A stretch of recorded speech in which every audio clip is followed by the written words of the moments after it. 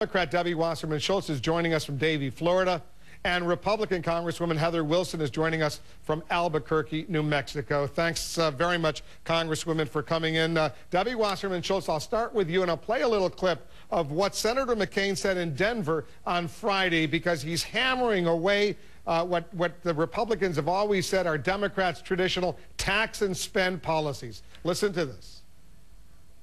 Senator Obama may say he's trying to soak the rich, but it's the middle class who are going to get through the ringer, because a lot of his promised tax increases misses the target. All right, I want you to tell us why you think that Senator Obama's strategy right now to increase taxes on big corporations and on the wealthy is not going to have that effect down to the middle class and eliminate jobs, for example. Well, Senator Obama's tax cut focus has been almost exclusively on the middle class. 95% of working families would get a tax cut under Barack Obama.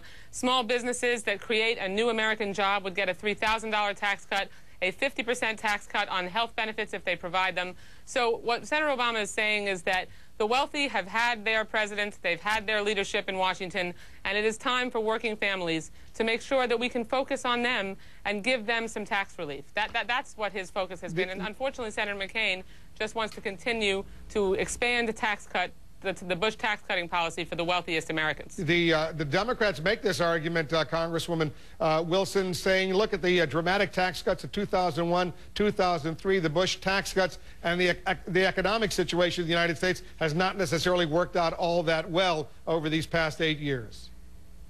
We have some serious challenges in our economy, Wolf, and that's why it's the wrong thing to do to increase taxes on working families. Senator Obama's plan to increase taxes is the wrong way to go. And in fact, he has voted for tax increases on people making $42,000 a year or more. And as he saw in a very unscripted moment of honesty with Joe the plumber, his intention is to spread the wealth around. That's not what government is for. We need low taxes. We need to control the growth of government spending so that we can create jobs. And if you look at Senator Obama's tax increase plan, what it does is 50% of those tax increases will impact small business, and that is the engine of economic growth in America. Congresswoman 7 out of 10 new jobs respond. come from small business. You know, Wolf, it really is emblematic. Heather's comments are emblematic of the situation that the McCain campaign finds itself in right now. They really are struggling from issue to issue. Last week it was Ayers. This week it's spreading the wealth around. It's very clear to Americans that John McCain would leave out 101 million Americans from a tax cut, and Barack Obama would cut taxes for 95% of Americans. How could you possibly suggest that it is a bad idea to give a tax break to working families? Barack Obama would raise taxes only for people who make more than $250,000 a year. You know what? Those people have been well cared for. Excuse me, Heather. Making $42,000 a year. No. See, that's not true, and you are making things up, and I'm not going to allow you to do that. Barack Obama has not ever voted for taxes for that level. Yes, he has, and so did you in the Democrat budget this year. No. See, that you are just making that up, and that is not so. You tell me what instance that occurred, Heather. You can't, because it isn't true. The Democrat budget this year is that for John fiscal McCain year 08 doesn't have a tax cut policy other than to continue to help the wealthiest Americans, and people are tired of that. It's working families' turn. Congresswoman Wilson, you point to the Democratic budget resolution that would lay out an increase in taxes. But hold on one second. The point, though, is that these are just these are non-binding. These are not appropriations. These are not these budget resolutions are supposed to give a direction, but they don't have any impact on really cutting taxes or increasing taxes. Is that right, Congresswoman You're right, Wilson? Wolf, you are right that what the Democrat budget resolution does is set out the architecture for the entire year. It is actually one of the most important votes that we have every year, and I know that because I've been on both sides of those votes when Republicans controlled the House of Representatives, because it sets the overall architecture and the plan for the year.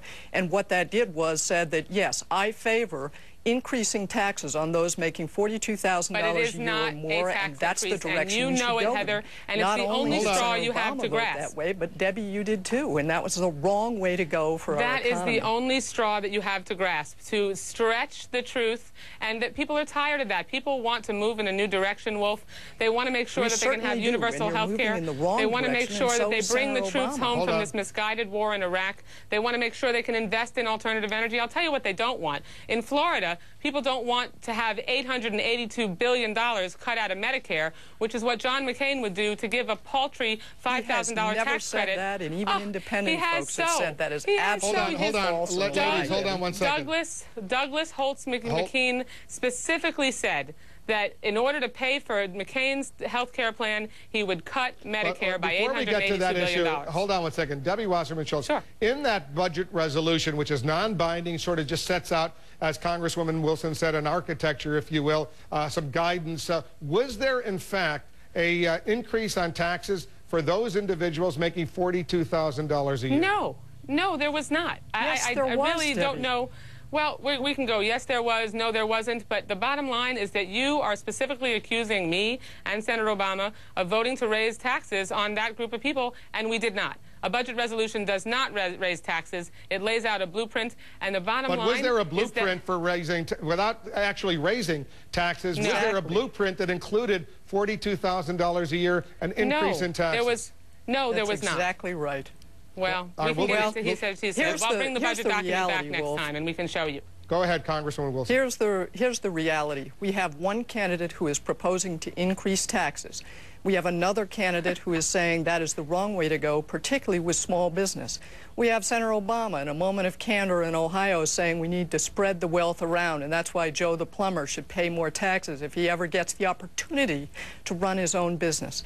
We need some serious change. We can't rest our hopes in somebody who says the right way to go is massive new government spending and massive taxing to pay for it. 98% of small businesses, Wolf, make less than $250,000 a year, and the McCain campaign knows it, Heather knows it. The bottom line is that they just are trying to throw enough stuff up on the wall during the last 9 days of this campaign and hope something sticks.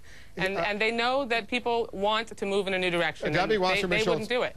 Here's the latest argument we're hearing from Senator McCain on what happens if the Democrats take the White House and expand their majorities in the House and Senate. Listen to this. You know, my friends, you got Nancy Pelosi, Harry Reid, and Barack Obama. You've got a recipe for tax and spend, tax and spend, tax and spend. That was at a rally in Florida on Thursday. How are you going to respond to that argument? Oh, I'm going to respond to it by saying that all the McCain campaign has left is name-calling and manufacturing issues that just aren't there. John McCain knows that Barack Obama has proposed tax cuts for 95% of working families, has proposed investing in alternative energy and making America energy independent within the next 10 years, bringing our troops home finally from this misguided war in Iraq and our resources home. We're spending $12 billion a month in Iraq. We need that revenue here at home so that we can turn this economy around. And that's all that McCain's got left. Heather Wilson, are you embarrassed that the Republican National Committee spent $150,000 buying designer outfits for Sarah Palin at Saks and Neiman Marcus, another $20,000 for makeup in the first 2 weeks of October alone, $10,000 for hair? Is this what a hockey mom should be getting? Well, it sounds like there are some staffers at the RNC who need a little education on how to shop at Walmart and Ross Direct. But it does concern me that in the last 10 days of an election campaign, we're talking about those things. And you know, we could talk about Barack Obama's ties or the vice president's hair transplants or something like that. Spend that kind of money on Senator his ties. Biden's. But I would rather talk about things that matter, like which direction we go to get our economy back on track. And we have two very different candidates in very different directions here. And I think that Americans should be concerned about Pelosi, Reid, and Obama, because Katie barred the door on government spending if that's the way Americans choose to go. And we will go back to very big government and government in your lives, in every aspect of your life. Wolf, when it comes to spending, it's the Republicans under the Bush administration that have gotten us into the biggest deficit in American history. We had a budget surplus. It is the Congress that appropriates, Debbie, and you of all people know that. And the Congress was controlled by Republicans for 8 out of the last 10 years. So let's keep that in mind. We balanced who the it is budget that got for the us first time since Oh, 1969. no, my dear. You got us into a deficit situation within 3 years of the Bush administration. So we had a Clinton surplus, we have a Bush deficit, and that's what John McCain would continue more of the same. Did you want to spend more than President Bush did? And you passed that budget. All right, guys, you got to leave it there. What we wanted to do was we wanted to move the country in a new direction for all Americans, and you guys want to leave things just the way they are. On that note of disagreement, we'll continue this conversation down the road. Debbie Wasserman Schultz, Heather Wilson, a good-spirited discussion as usual. Thank you very much. Up next.